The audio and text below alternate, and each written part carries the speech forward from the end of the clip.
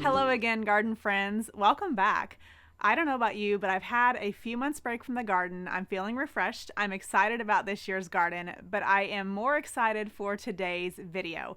For more than a year, I've been filming footage and writing down notes all so I could put together a complete beginner's guide to growing onions. Everything you need to know from seed to harvest. Also, if my eyes look a little watery, although I'm very excited to bring you this video, I'm not crying over it. It's just that it's pretty cold outside today and my eyes are a little sensitive to the wind and the chill. Onions are probably in my top 3 favorite vegetables to grow. They're so rewarding. And once you get the hang of them, they're actually a pretty low maintenance plants to grow. They don't have much in the way of pest issues or disease if you care for them properly. But before you plant those onions, you need to make sure you're growing the right type of onions for where you live. There are 3 main types of onions: short, intermediate, and long day onions. And these different onions will get the signal to start bulbing based on the number of daylight hours. In summer in the northern hemisphere, the farther north you go, the more daylight hours there are. So if you live in, say, Florida or Texas, your daylight hours are going to be shorter than people who live in, say, Wisconsin or Maine or Canada or even Alaska. If you plant the wrong type of onion for where you live, the onions may not bulb and grow properly. For example, if you live in the north but you plant a short day onion, those onions will get the signal to start bulbing too soon and they haven't grown enough leaves to really get big. On the flip side, if you plant long day onions but you live in the south, you may never get enough daylight hours for that onion to get the signal for its growth. So again, it won't bulb properly. You'll need to research what type of onion is best for where you live. But generally, in the southern part of the United States, you'll grow short day onions. In the middle, you'll grow intermediate, and farther north, you'll grow long day onions. I'm in zone 7 in the southern part of Indiana. I can grow both intermediate and long day onions. If you also live in an intermediate or long day zone, here's a few of my favorite types to grow. My absolute favorite are blush onions. They're actually a hybrid. They're a cross between a sweet onion and a red onion, so you kind of get a little bit of a taste of both. So they're a very versatile onion and they store really, really well. 2 other of my favorites are Bridger and Patterson. These are sweet yellow onions and they are also really great at storing. And my favorite red onion, I call it Tannet. It may be called Tanat, but I think it's Tannet. They're really big red onions and also great storage onions. So now that you know what type of onions to grow, you need to decide how you want to plant them. There are 3 main ways that we can plant onions. 2 I recommend and 1 I do not. Onions can be grown from seeds, from sets, or from starts. Starts are also called seedlings. I recommend that you grow onions from seeds or from starts or from seedlings. I don't recommend that you grow them from sets. Onion sets look like little baby onions, and the reason I don't recommend that is because onions are actually biennial plants. That means that in their second year they'll flower and produce seed. Onion sets are onions that are grown and then harvested as very immature onions to be planted again.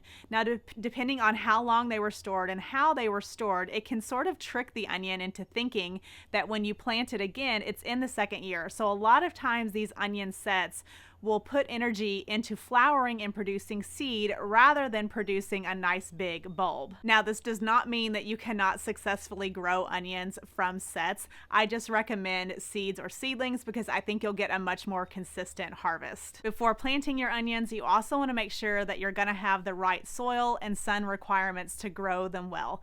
Like most vegetables, onions prefer well-draining soil, so you want to make sure that your soil is high in organic matter and slightly acidic, 6 to 7 on the pH scale. You can absolutely grow onions in containers if you prefer to grow that way. And while this video will mostly talk about bulbing onions, I did want to mention green onions, which are also called scallions. If you're interested in growing green onions, and you should because they are delicious, you don't have to worry so much about the type, as green onions will grow well in most most growing zones in those short, intermediate, and long day areas. And they also grow really well in containers. It leads me also to sun requirements. So if you want to grow the bulbing onions, you really need to grow those in full sun. But remember, full sun in gardening world does not mean sun from sun up to sundown. It means around 8 hours. That's considered full sun. If you want to grow green onions, however, they do okay in partial shade. So you could probably get away with having about 4 hours of sunlight if you want to grow green onions. Now let's talk about planting. I grow my onions from seed. It's a lot more cost effective this way, and I have a lot more variety to choose from. But if you're going to be growing onions from those starts or the seedlings, you can kind of skip forward in this video to when I get to how to plant them. Onion seedlings are kind of unique in the fact that they don't mind being crowded. So you can plant multiple seeds in one seed starting tray cell, and they're really easy to separate after they grow. So this makes it really nice because you don't need a big tray to grow a lot of onion seedlings. So in a little 2x2 cell, I will often start anywhere from 5 to 12 onion seedlings. If you're starting onions from seeds, especially indoors, as a beginner, I recommend that you plant them in a sterile seed starting mix. This seed starting mix is made from materials that will drain really well and help prevent issues like dampening off or root rot. And because it's sterile, it also means that you're going to have a lot less likely of a chance to deal with fungal issues than you would if you were starting them in something like sifted potting mix or even compost. Really quickly, I want to talk about timing of planting, when to start these onion seeds indoors. Onions need to be planted as early as possible as where you live allows. I'm in zone 7A, and they're one of the first things that I plant. I start them indoors end of January, early February, and then they are planted out as seedlings in the garden, usually end of March, early April. I do plant them under row cover just a little bit. They can handle a decent amount of frost, but because they're young and brand new plants, this helps them to transition. It's important that you give those onions after they're planted a chance to grow in that cool weather, because that's when they're developing those green leaves on top. And the more green leaves on top, the more layers you're going to have to that onion. If you get those onions in the ground a little too late, then they won't have time to grow a lot of those leaves. And then again, as those daylight hours lengthen and those onions get the signal to start bulbing, they're not going to get as big because they don't have as many leaves on top. But you'll need to do some research of when to plant onions for where you live, and then you'll need to back up about 4 to 6 weeks before that and start those seeds indoors. If you're not sure when to plant, Urban Farmer's website has some really great planting guides based on growing zones, so I'll link those below. So back to planting. After I have the seeds planted in the seed starting mix, I cover them with a fine layer of vermiculite, and this helps to hold on to moisture in the top layers of that seed starting mix, because one of the main reasons that any seed will fail to germinate is that it dries out. If seeds dry out as they're germinating, they will fail. So I cover with that fine layer of vermiculite, and then I mist them daily to make sure that I don't have that soil drying out. Now you can also use a humidity dome. That's the plastic domes that go over the seed starting trays. I personally don't use them because where I live, it's pretty humid. So I found that I was having issues with fungal disease. The seedlings were getting too wet, but you may live in an area where those humidity domes will really help out. Another reason that onion seeds may fail to germinate is that they're too old.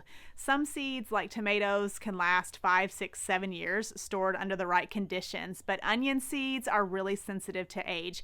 And while seeds don't really expire, their germination rates or their ability to sprout will decline each year. So onions, after about a year or two, you'll notice that they really have trouble germinating. So if your seeds are older, you can either plant more to hopefully get more to germinate, or I would just get fresh seed. After your seeds are planted, you want to put them somewhere that's going to be between 60 to 70 degrees Fahrenheit. Now, most homes are kept at that temperature, so it's pretty easy to start them that way. However, I grow in my finished basement by a window, so the temps can actually hover in the high 50s or high 60s. So I do put that seed tray on a heat mat. this will raise the temp up about 10 degrees.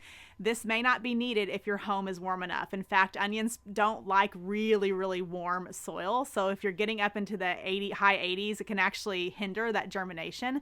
But you may find if it's a little bit cooler or you're starting in a greenhouse or a colder area of your home, having them on a heat mat just until they germinate may speed up the germination and improve germination, but you will want to take them off of that heat mat after they sprout. When the majority of the seeds have sprouted, I'll switch to bottom watering. That means I'm filling that bottom tray with a few inches of water and then setting the seed cells inside of that. The trickiest thing about seed starting is balancing that moisture, because you don't want the seedlings to dry out, but you also don't want to overwater them, because seedlings can be really prone to fungal issues like dampening off or root rot.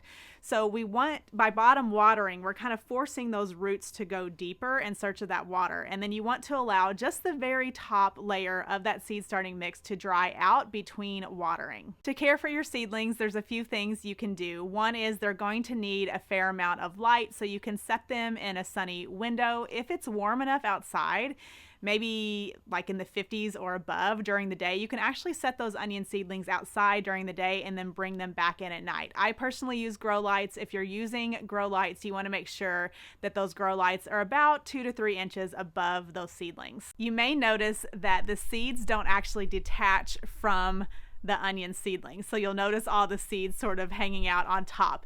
You can just take a small pair of scissors or trimmers and clip those off. You also want to make sure your seedlings are getting plenty of airflow. We're trying to mimic the conditions that they're going to get outside.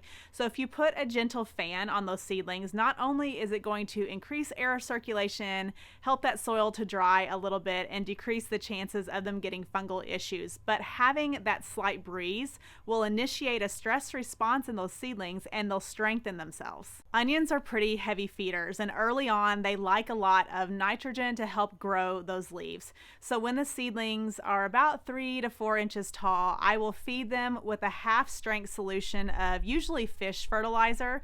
You just want to be careful with seedlings when you're fertilizing them. They can burn really easy because they're young. So anytime you're using a fertilizer, whether it's liquid or synthetic, you want to make sure that you are diluting that solution so you don't cause harm. And I will just mix up that solution and add it when I'm bottom watering my seedlings. Depending on how soon you start them indoors, if the onion seedlings get really tall, you'll notice they'll kind of start to flop over and they can get a little tangled. So I usually do trim my onion seedlings to keep them about 4 to 5 inches before I plant them. So now it's time to plant. But before you do that, you need to help those seedlings adjust to outdoor temperatures and conditions. This is called hardening off. So you'll want to take those onions, put them outside in sunlight for a few hours, and then bring them back in. And then over the course of about a week, you'll increase the number of hours of sunlight they get. And this will help them adjust. It will help prevent things like sun scald and just shock from being outdoors where it's cooler and also a lot brighter of sunlight, because no matter how strong your grow lights are, it's nothing compared to the actual rays of the sun. This is also why I plant those seedlings under row cover for the first few weeks, just to help them adjust a little bit. It blocks a little bit of the sunlight. It helps block those really heavy winds and rains that we tend to get in spring. To plant, just remove that clump of seedlings from the cell and then gently sort of massage the soil. This helps a little bit if you let that soil dry out a little bit, and then gently pull apart the onion seedlings. Then you're going to plant them 4 to 6 inches apart. It just depends on the size of the onion you're growing.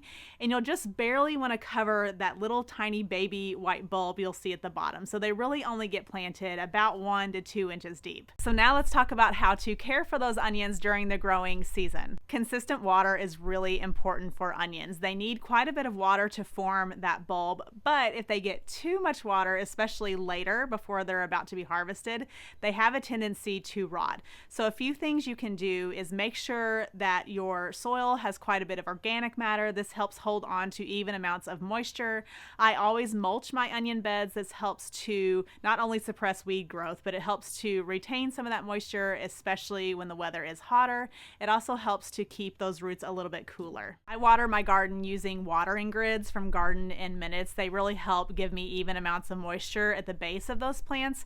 If you're interested in learning more about those, I'll link some some information below. As far as feeding or fertilizing the onions, again, they like a lot of nitrogen early on, so I will usually give them a one-time really good feeding of blood meal, which is an organic fertilizer that's high in nitrogen.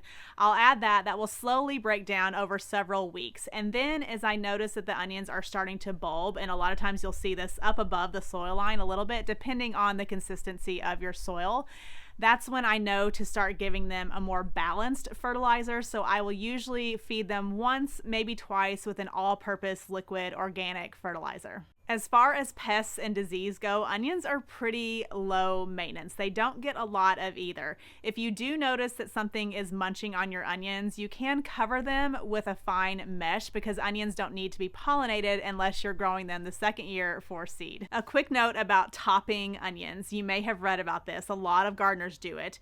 And it just means that you're cutting off the leaves of the onion and leaving only about 4 to 6 inches. And the thought is that by doing this, not only does it help prevent those tops from flopping over too soon, but it also kind of signals to the onion to put more energy into the bulb. I personally usually don't top my onions. The only time I do is with those big onion varieties because they have those big heavy tops and I don't want them to flop over too prematurely. So sometimes I will top those, but for the most part, it's just extra work. So I don't do it.